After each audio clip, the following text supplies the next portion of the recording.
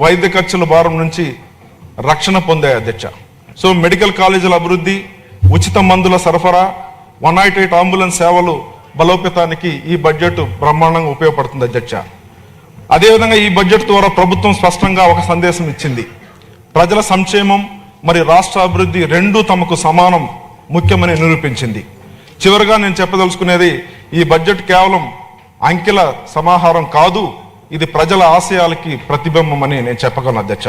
ఇది ఆరోగ్యవంతమైన, అభివృద్ధి చెందిన ఆంధ్రప్రదేశ్ నిర్మాణానికి బలమైన పునాది అధ్యక్ష. ఈ ప్రజాహిత బడ్జెట్ను నేను పూర్తిగా మద్దతు తెలియజేస్తున్నాను. నాకు అవకాశం ఇచ్చిన మీకు, ముఖ్యమంత్రి గారికి ప్రత్యేక ధన్యవాదాలు అధ్యక్ష. Thank you so much.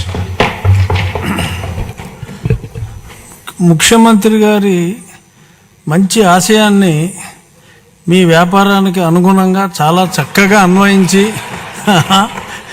మామూలుగా కనొద్దు, టెస్ట్ ట్యూబ్ బేబీలనే కనండి అని చెప్పి మాట్లాడటం కొంత అన్యాయం అయినప్పటికీ చక్కగా వివరించారు. ఈనాటి సమావేశం ఇంతటితో ముగిసింది. తిరిగి రేపు బుధవారం